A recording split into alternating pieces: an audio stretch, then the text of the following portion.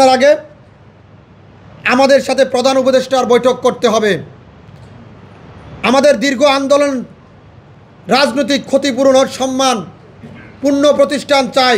প্রধান উপদেষ্টার কার্যালয়ে যে সকল রাজনৈতিক দল নিয়মিত উপস্থিত রয়েছেন তাদের সাংগঠনিক বাস্তবতা এবং গোয়েন্দা রিপোর্টের মাধ্যমে যাচাই করতে হবে তাদের সংগঠনের কি আন্দোলন করেছে, তারা গত বছরগুলোতে তারা কি ভূমিকা রেখেছিল, আমরা কি রেখেছিলি, এগুলো যাচাই করতে হবে গোয়েন্দা রিপোর্টের মাধ্যমে।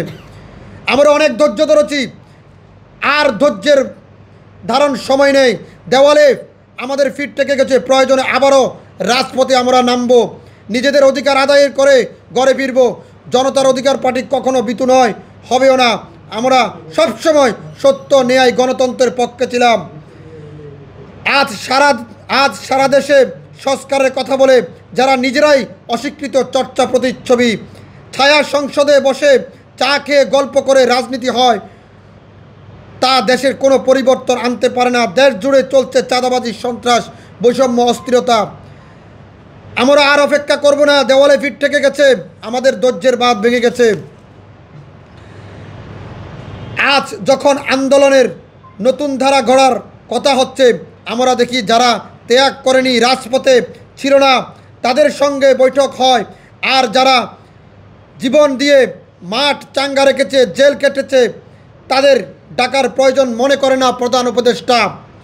প্রধান উপদেষ্টা যাদের সাথে বৈঠক করেন তাদের অনেকেরই কেন্দ্রীয় কার্যালয় নাই।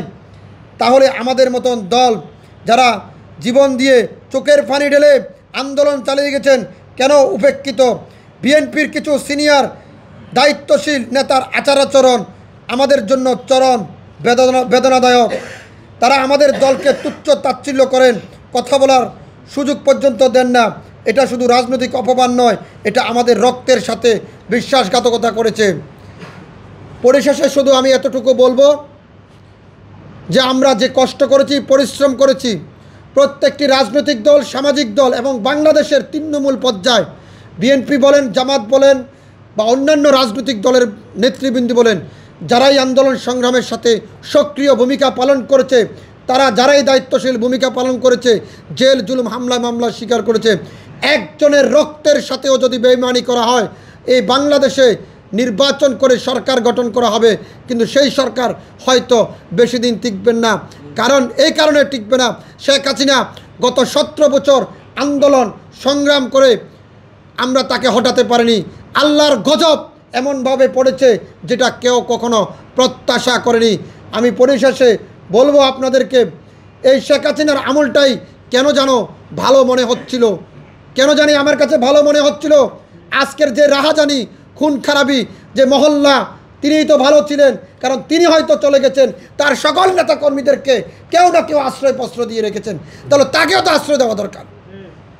তার গুন্ডা বাহিনীকে যদি আশ্রয় দিতে পারেন টাকার জন্য, হত্যার জন্য, তাহলে তাকে তো আশ্রয় দেওয়া দরকার। তাকে আশ্রয় দেওয়া দরকার না? আমি মনে করি বিশ্বাসঘাতকতা করেছে আমাদের মতন দলের সাথে। আমি আমার জায়গা থেকে, আমার দল শতভাগ পরিশ্রম করেছে। ডক্টর মোহাম্মদ ইউনূস সাহেব, আপনাকে বলছি, আমরা আপনাদেরকে বসিয়েছি, ছাত্র আপনাদেরকে বসিয়েছে। এই ছাত্র জুলাই আগস্টের রক্তের সাথে বেইমানি করবেন না, বেইমানি করবেন না। যেই সকল রাজনৈতিক দল জুলাই আগস্টে আন্দোলন করেনি, তারা আজকে ঐক্যমত কমিশনে কিভাবে তারা বসার সুযোগ পায়, এটি আপনাদের কাছে আমার প্রশ্ন। আজকের এই সাংবাদিক সম্মেলনে আপনারা অনেক কষ্ট করেছেন, আপনাদের